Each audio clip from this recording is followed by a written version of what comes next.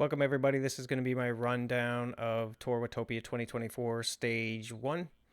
This was an individual time trial, and it is the starting point for the event. So here we are sitting in our pens. So the way this works, you get a private invite to the event, you join the event, and then you have to go into pen A, B, or C. Pen A is for the elites. They are the top 4 classes, I believe. And then Pen B is for the middle section, and it's another 4 categories. And then the bottom will be the last 2. So at 2 minutes, you'll notice that Pen A goes off. So the gap is always going to be a 2-minute time gap.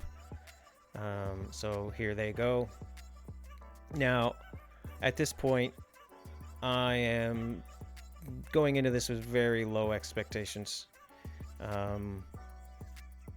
In this particular event, I know I'll probably be top 20. I set an ambitious goal to be top 10, but I'm not even sure if I can accomplish that. So, for the most part, I just wanted to put in a good, solid, hard effort. I wanted to know where my fitness is at, and that'll let me know in the following stages when I'm in the right pack, not in the right pack, etc., etc. So I've got a lot of technology going on here. I am streaming this to YouTube. I am concurrently filming on a GoPro. I've got music on this device, headphones on. Getting music from another device. Yeah, I'm still working that part out. So here we go. I'm going out hot. You'll see my tire was on fire there. Not sure how the time trial stages usually start off. The group stages, everyone goes out super hot. 3 to 5 minutes. It's just balls to the wall. It's everybody trying to shed all the other riders. So my goal in going out here today, stick with the front pack. Just keep them within 10 seconds. Get an idea of how fast is the front of this race. And in the back of my mind is that top 10. So we're rolling out here. It's on tarmac. We're going through the forest. On the left of us, you'll see a mountain range. And then on the right, it's kind of like a valley that we're in. There's more mountains there. So I've got these little cheat sheets, and it runs down all the particulars of the course. So anything that is over about a 250 meters section, I call out. So here we are entering a dirt section. This is the jungle loop, or part of the jungle loop. So when you hit the dirt, it automatically takes speed off of you. So if I were to do the exact same effort on the road versus on this dirt, the dirt will be 2 to 3 kilometers per hour slower. And as you can tell, it looks like a gravel race right now. There's dust being spewed up, and there's a big long line of racers there.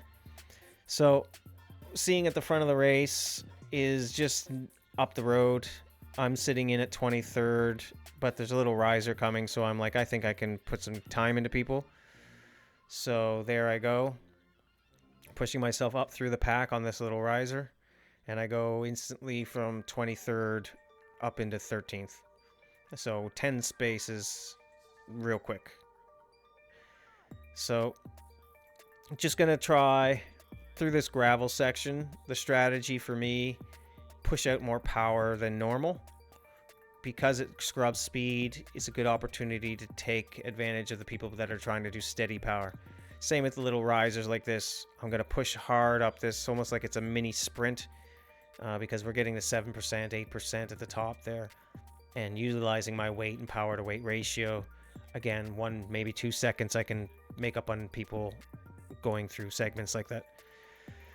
So we're getting into kind of a descent, and I'm easing off the power a little bit. I'm giving myself a rest because I'm light, so I'm going to lose weight anyway. Sorry, I'm going to lose time anyway. Riders in front of me are most likely way more than me. Your weight affects yourself in this game quite a bit. They do replicate real-world cycling dynamics. So on a course like today, relatively flat, somebody who's got a lower watts per kilo but a higher raw wattage will have a better chance of winning this stage than I will.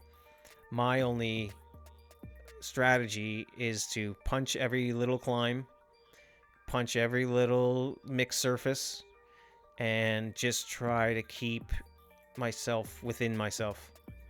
So on the flat roads, tarmac, my idea was 245 to 255 watts. That's plus or minus 10 watts from where I might be.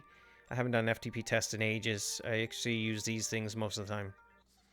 So making sure I'm in the right class. I have a real good opportunity to compete in the habanero class. Last year when I did the event, the first time I was in ghost peppers and I got smacked. I was at the very bottom of that. Then when I did the 2-week tour, I found myself in habanero and doing quite well. I think I finished 5th overall, 4th or 5th. I'm not 100% sure. I do know that I came 3rd in the King of the Mountains. So hoping to put decent effort into this one. So currently you can see I've moved myself up to 6. I believe this is where I peak, which at 6 kilometers is probably not the best thing. It would have been better to peak at 42.7, but that's okay. I'm learning more. I haven't raced in a while. Definitely haven't done a multi-stage of ages. So just kind of getting into the groove. And I'm utilizing this for the 2-week tour. If this is the build fitness, get myself in a racing mindset indoors and prepare for that one, because that one to me is my more desired goal. Last year to come as high up as I did really shocked myself. Had no teammates, and I was honest. I didn't lie about my weight. I didn't lie about anything. I know it's rampant in Zwift, but from my perspective, everything I'm doing, I want to look back on later in life and be proud of what I did. So I want to know that I did what I was capable of on that day. So here we are, starting to lose some places. Sorry, I keep saying spaces. But falling back to 8th and 9th is coming here. I'm just telling myself at this point, push this riser and stay within reach of the top 10. I can see about 10 seconds up the road, and that is going to be within reach, especially with 35k to go. So first goal, 10 kilometer mark. That's my time check. I want to hit 10 kilometers by 15 minutes. And that keeps me on pace for a 40 kilometer per hour event, which is about what I do outdoors. I did 6 or 7 races this year, and during the time trials segments of those, I was averaging 41k an hour. So it's pretty representative. A little bit faster, no winds or anything, but here's another surface, just calling that out here. These stones. Now, I have a Tax Neo, which is a brand and model of trainer. When you go over these types of surfaces, you feel it. It replicates it. So right now, while I'm pedaling, my trainer's actually making this feel like stone. So I'm feeling like a going through the pedals. And that's because my trainer uses magnets. So I know whenever I hear that or feel that, push harder. In the game, there's a whole bunch of mixed surfaces. There's stone, dirt, cobbles, bridges. Um, there's some other things, and boardwalks, things of that sort. So each of these has a different rolling resistance, which is a fancy term for what it takes to push over it. In my brain, I'm sure there's a difference between all those surfaces, but for me, it's mixed surface or tarmac. So whenever I hit a mixed surface, I always up my wattage by 10, 15 watts as best I can. So now we're rolling into some sort of Mayan village looks, or is this some sort of fishing village? Not sure exactly. A lot of this route brand new. It came out in the end of last year, last quarter. So I haven't had a lot of time to ride these routes, but from what I understand, it's a coastal route with fishing villages, and it's just going around the mountain, which is why it's the coast, obviously. So you will see things like a pancake house, a crab shack, lighthouse. There's all kinds of little Easter eggs if you're paying attention. One of the sections goes into some redwoods, and we'll see when we go through, but there's a sign to watch out for Sasquatch, aka Bigfoot. And I'm told randomly in the game, sometimes Bigfoot does show up. So anyways, back to this action. We're in 13th now. Just changing the camera angle there, putting it into chase mode. I kind of like seeing this. Just changes things up, breaks things up in your mind. Now we're in first person view. A lot of these long efforts where you're required to go, like, this is an hour all out, right? Not easy for most people to do. Definitely not easy for me to do. But what you do is you try to come up with these ways to distract yourself. So let your body do the work that it can do. But a lot of time it's your mind that gets in the way.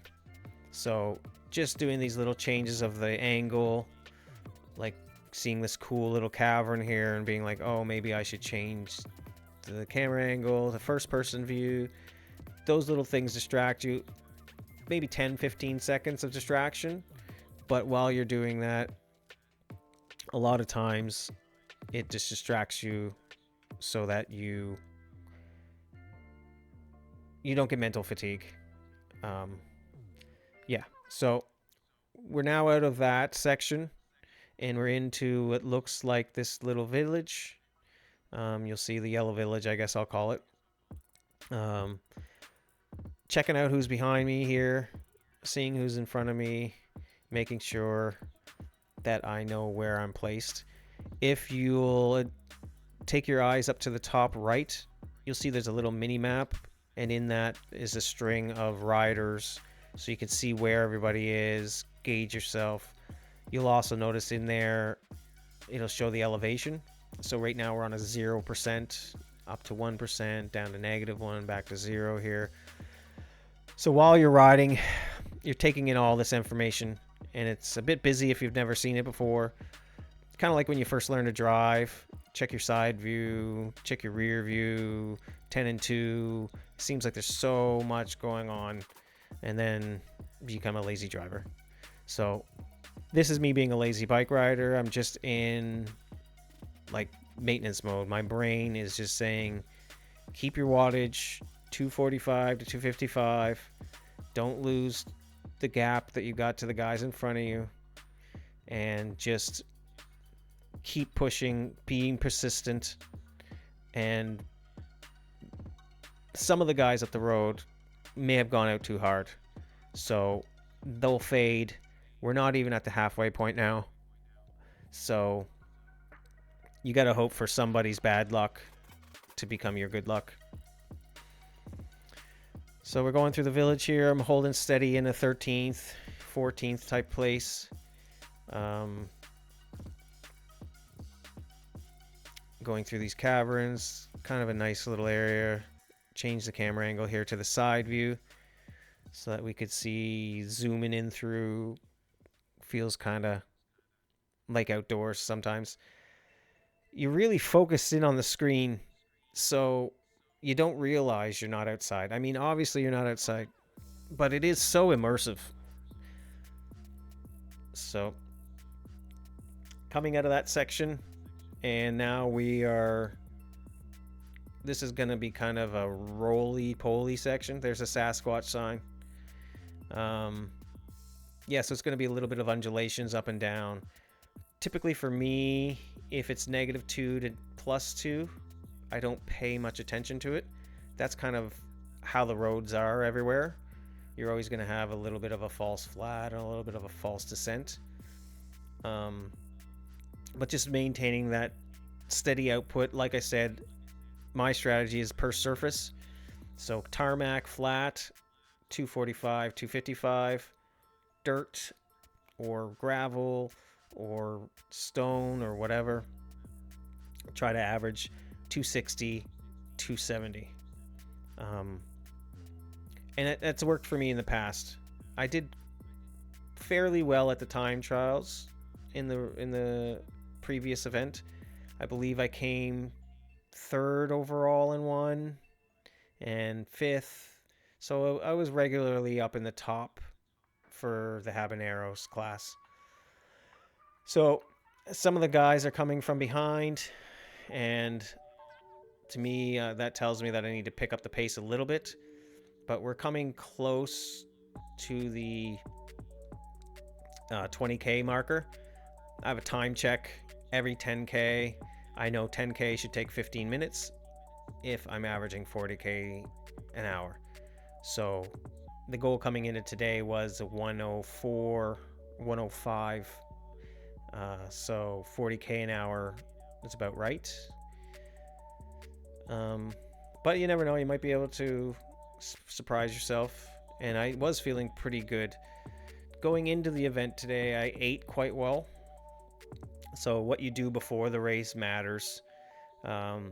Anytime I have a race day, I have the same breakfast. I think a lot of us athletes have superstitious meals or superstitious things that we do to get us in race mode.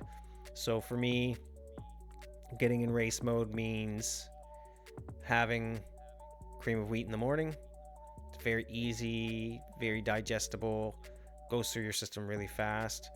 And then leading into the event, I had a sports drink. So I'll take this opportunity to talk about sports drinks. So when you're racing, you need to have trained your gut. You got to think about it. You're pushing your body to its limits. Your lungs are just aching for air. Your muscles are all screaming at you, trying to get rid of lactic acid. And then you're burning through fuel at an accelerated rate. Typical person will have 60 to 90 minutes of what's called glycogen, which is your energy, on board from the day before. So you eat breakfast, you should have 60 to 90 minutes. When you get into high intensity, I would say it's probably closer to 40, 45 minutes, especially when you're at your limit. And today the goal was to be at my limit. So what I do is I have 75 grams of carbs an hour, and I try to do that in 10-minute chunks as well. So I know I'm going to have 7 drinks throughout the event. Each of those drinks should be about 10 grams. So the way that looks is I take a kitchen scale, I just put my bottle on it, measure out 75 grams of white sugar, like just plain white sugar, and then I add into that a scoop of electrolyte mix by BioSteel. I have that in a couple of different flavors: lemon lime, mango peach. I believe it's called Ice Blast. It's kind of like a vanilla-y, anyways. And then my favorite, which is the pink lemonade. but I use that all up outside in the summertime. But I've got a couple of those left for the mountain stages. Something special to do on that stage to kind of set it apart.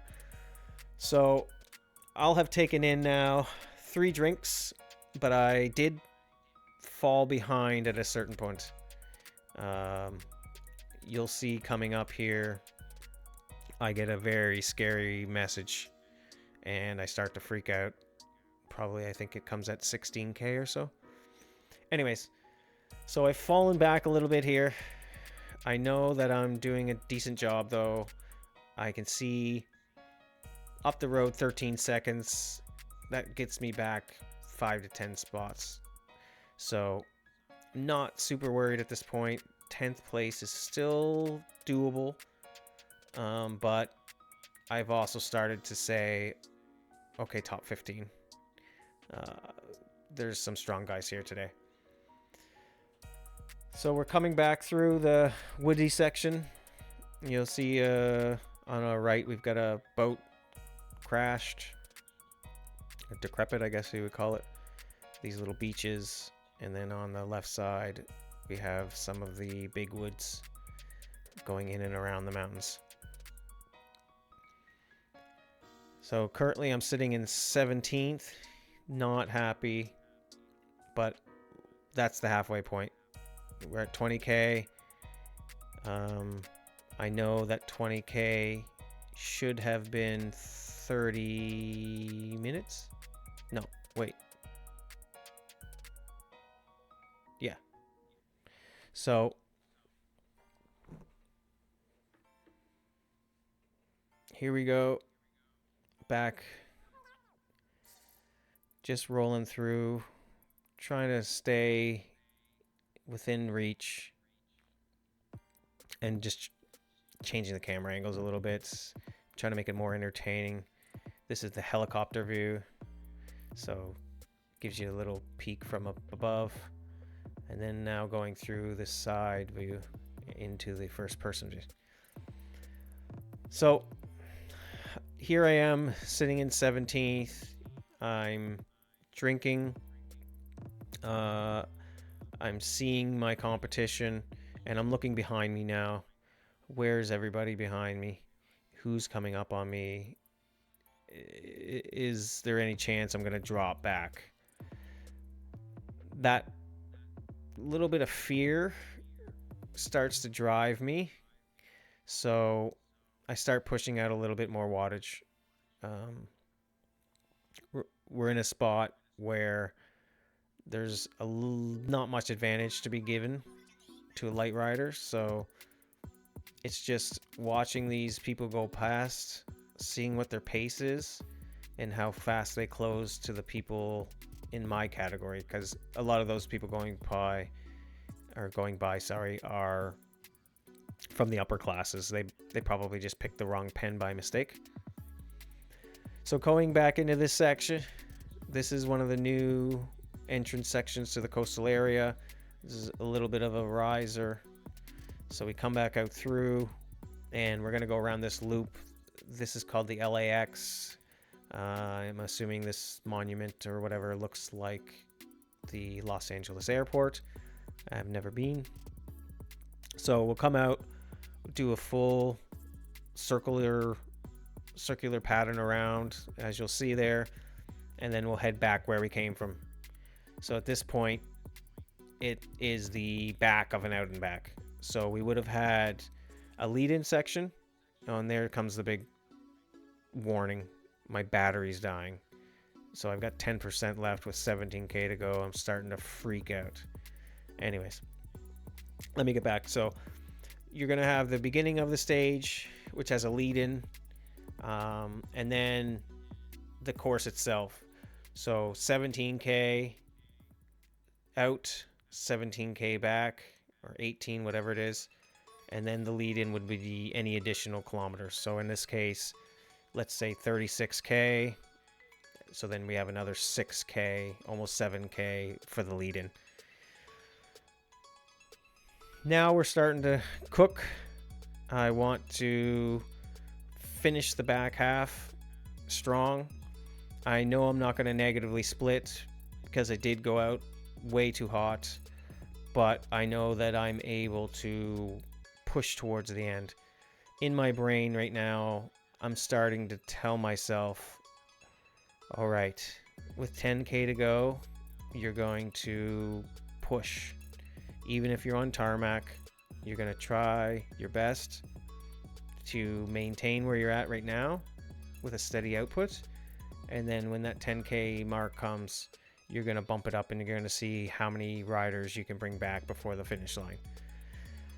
I was hopeful. Looking up the road, I'm seeing 13 seconds to Caleb. And that I can't really count, but I think it was about, I looked at it and I said to myself, that's about 5 or 6 rides. So right back into 10th place. It's all within reach. It's 13 seconds up the road. And now 13 seconds doesn't sound like a lot, but it is. It takes a substantial amount of effort to close that down. And the other person has to keep fading as well. So what you'll notice a lot of the times in these races is that everybody's marking one another. So if you're ahead of me, I can see what you're doing. Therefore, I can gauge my effort to make sure that you don't pass me. Of course, some people just have stronger legs than you, but once you're 13 seconds ahead, it takes fading. So, and then the other person has to push. So putting in a push up this hill, figuring that's going to help me tick away a couple more seconds. I know everybody else is punching too, but can I punch just that little bit harder and for that little bit longer? And then when I get over the top, can I maintain that power? That's kind of what's running through my brain. So now I'm settling in. I'm trying to get metronomic. Just tell myself 3.6K, ease into this, take it kilometer by kilometer, but just stay at that 245. Don't go up. And you'll see I've had some power drop there. So I had a couple of technical errors. Sweat dripping down onto my iPad, trying to cancel the stage, dripping down onto my iPhone in the companion app, trying to send me on a U-turn or change the camera angle. So I turned off the phone so that wouldn't happen. And I tried to specifically stay away from the iPad. But I'm still worried about the battery because I got that warning. And now I'm asking, is there enough juice in that thing to last 12 kilometers? Because I do not want to start the stage over again. And I would have to go at 7:30. I'd rather be eating dinner. So, holding strong in 16th. We're 44 minutes in. I'm ahead of my time. I wanted to be at 30K by 45 minutes. So I am up. Let's see here. We got 10 seconds to go. Probably almost a kilometer. 900 meters it looks like. Which a kilometer is about 2 minutes. So I'm going to gauge this as a minute 30, minute 45 seconds up on my original goal. So placement aside, I'm really happy with my pace. You'll notice a lot of us are riding the same bikes, or you may have noticed, and that's because Flemme Rouge standardizes the bikes across the event. Everyone rides the same bike, and that's their way of evening the playing field. So we are all able to change our wheels. And within the game, the different frames, bike frames, and the different wheels, they give you some competitive advantages. So at this level, anybody at the front of this race has the same wheel set. It's the DT Swiss disc with the front deep section wheel. It's the fastest wheel set in the game. There's another one that's really close. I think it's a Zip, but those are semantics. So basically, when it comes down to it, we've all got the same equipment, so it really comes down to the rider. This is where you find out who's a bike rider, who can race, who just pedals, and who comes into these things with a strategy. Because, you know, I'm kind of a nutso. I create cheat sheets. I review all the courses ahead of time using YouTube videos. There's some tools, Strava, Velo Viewer. I'm going through all of this, and I'm looking at building myself a strategic plan for the stage. So this evening, for example, I'll be building my strategy for tomorrow's route. But we do have up on sixcycling.com kind of like a strategy guide for each stage. So you can just click through the tiles, go into stage 2. It'll give you some of the key features, some tactics, all of the segments, and just give you kind of an outline to start from, to build your own strategy. So now I know stage 2 is a sprinter stage, so I have a chance of getting many of those points, but I'll stay within the front pack as best I can. So now we're into that final 10K. I'm telling myself it's time to push. I want to take back these spots. I'm passing this guy here, but he is not in my category. You can see he's BON at the end of his name, and that is the Bon Scotch Bonnets. Each of us has to put whatever category we have in our name there.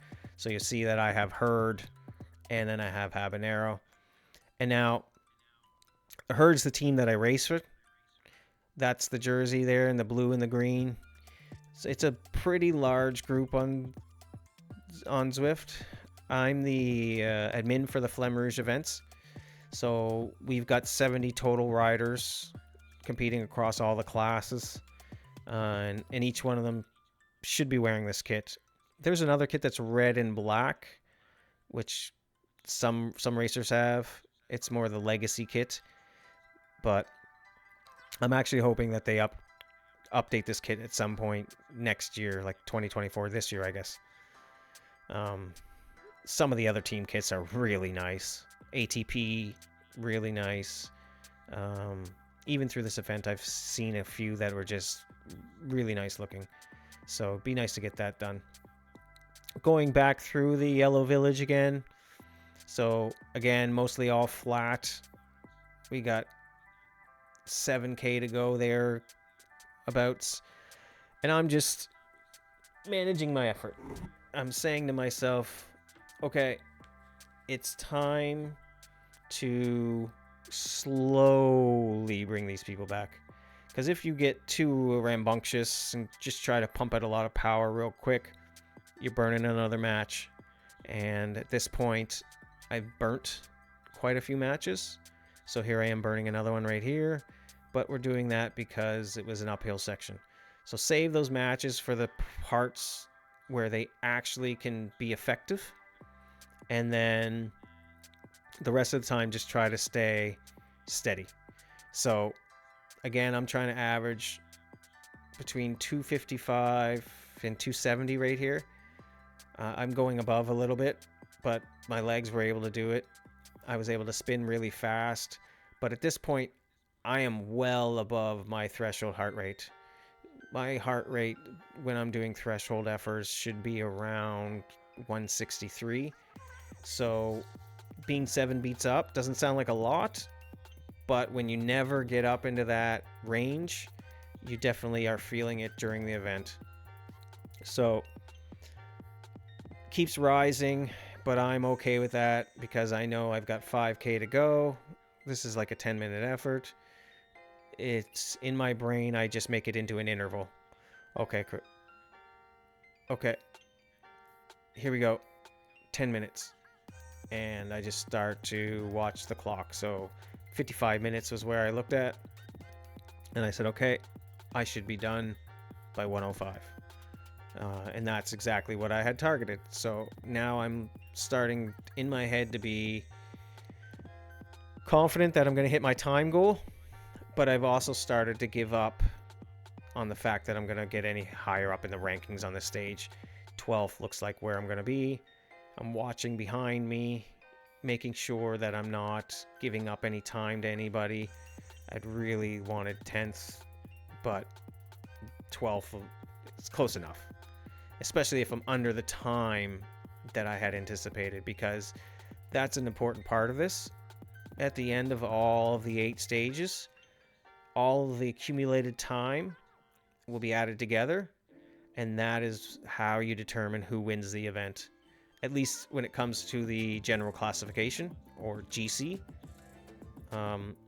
So if you're unfamiliar with that stuff, that's kind of like the yellow jersey in the Tour de France. It would be the equivalent. A lot of people don't know there is more than one jersey in the Tour de France, not just the yellow. But the one that I'm targeting is the yellow. And then my secondary goal is the climbing jersey. So in the Tour de France, that would be the polka dot jersey. If you've been watching the Netflix series, you might be aware of that type of stuff. But if you haven't, you should go watch Unchained. It's pretty dope. So I've got 3K to go. I know I'm holding good, but I also know that there is a stone section as well as a couple of little risers that I can push up through. And there's a sprint at the very end.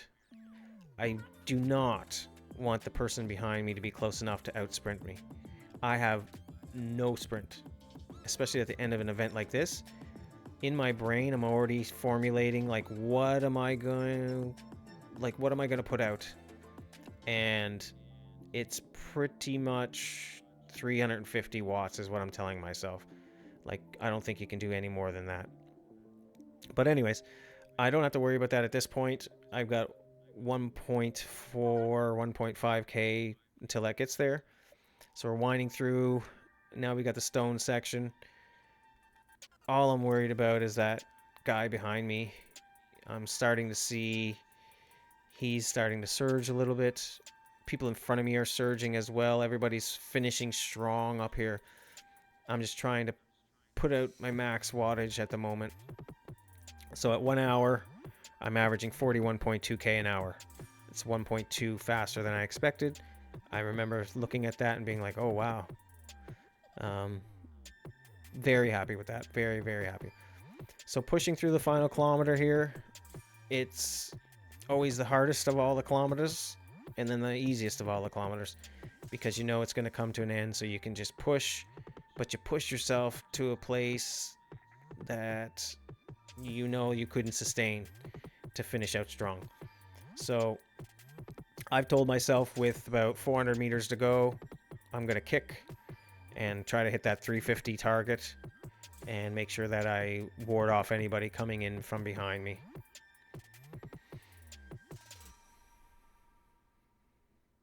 Really enjoyable route, actually. Good out and back, a lot of scenery. I was really happy with this being the start of the tour. And I think it's very smart of Flemme Rouge Racing to put this up front. It's because it's a 1 hour event for most people, and that lets them know everyone hit their categories. So there we go, across the line, 102.06. I'm fairly happy with that. That's almost 3 minutes faster than I anticipated.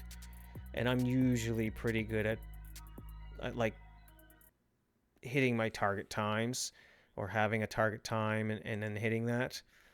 So stage 2 tomorrow at 1 p.m.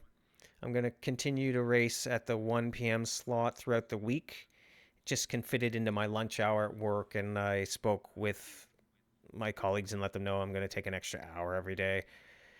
So that's it for stage 1. Thanks for joining in. Anybody else, I hope to see you out on the course. Feel free to check out our social channels, the website, sixcycling.com. It's got a ton of tools for this event, and I'm trying my best to stay on top of everything. For now, see you guys all later. Thanks for tuning in. Peace.